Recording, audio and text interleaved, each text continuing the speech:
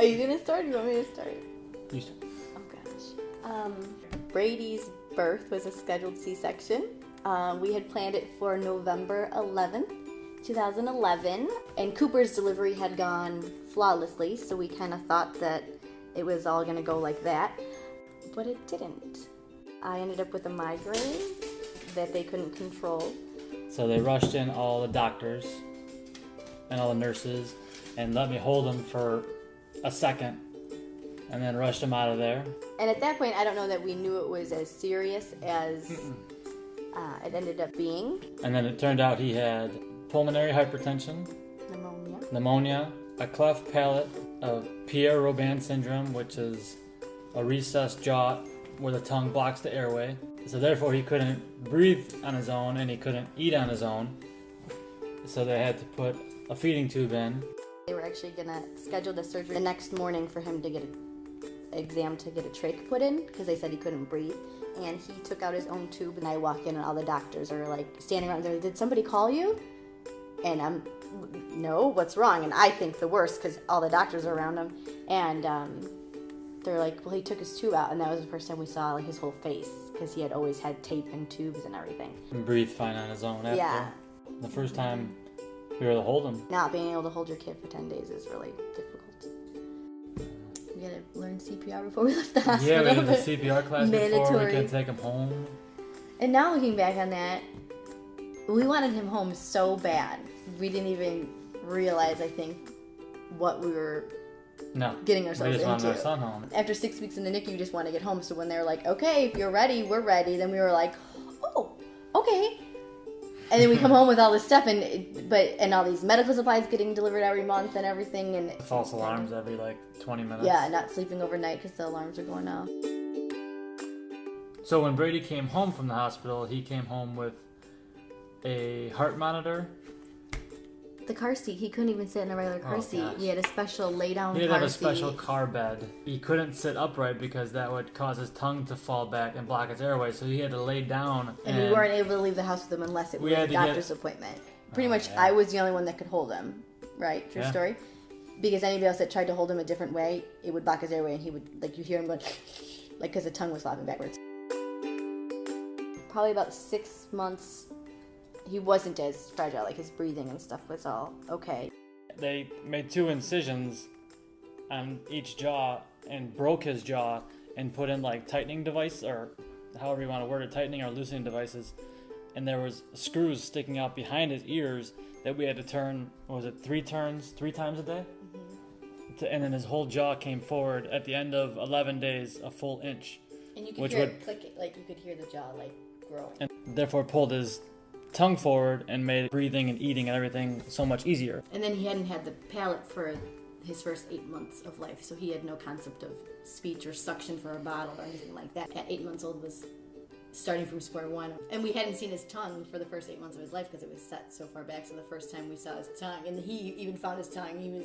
And kids usually do that at 2 months old, are playing with their tongues or doing raspberries. He was did it at 8 months old. He's like, whoa, I got a tongue. Yeah. That was the second jaw distraction surgery Central DuPage Hospital did. If I had to describe Brady in 3 words, it would be tough, easygoing. Oh, easygoing's a good one.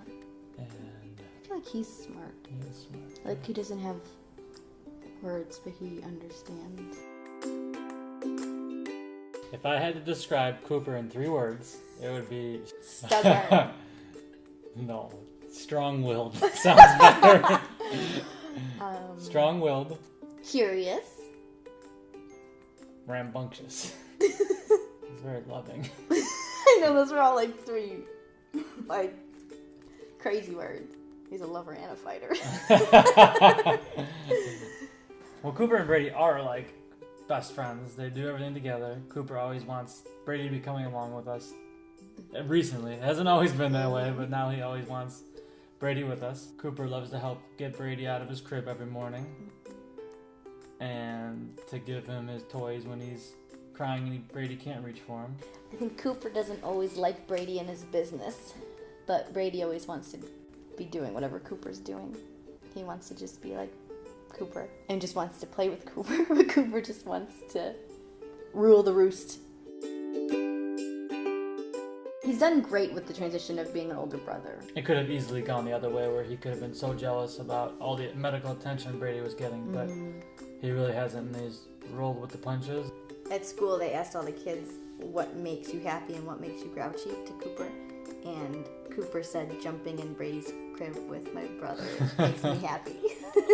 And then what made him grouchy was getting timeouts. Which is totally is Cooper in a package.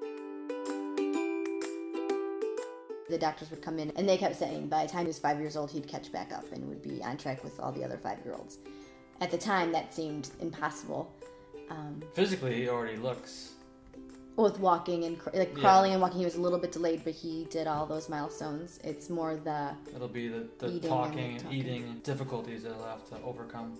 He's thriving, he's not struggling, and he's eating good. And what we consider fine is totally different than what somebody else would consider fine. But we don't want to dwell on those things because he is perfectly fine.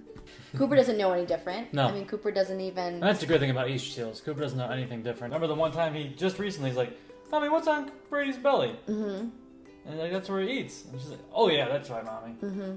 That's the cool thing about kids, that they don't... Right. They don't know any different. Mm-hmm. He's had a jaw distraction and his cleft palate repair, 2 feeding tubes put in. So Brady's come so far with the feeding tube now that he only needs it for hydration purposes. He can eat orally pretty much anything that a regular kid can eat, but he just hasn't figured out how to drink. We like to joke he's got a drinking problem. Just the wrong way. Or just the right way.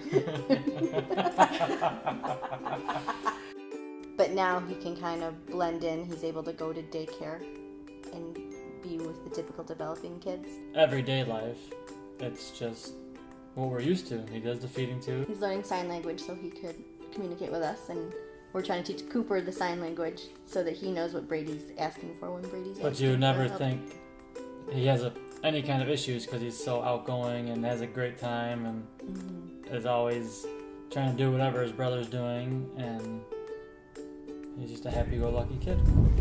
Caesar.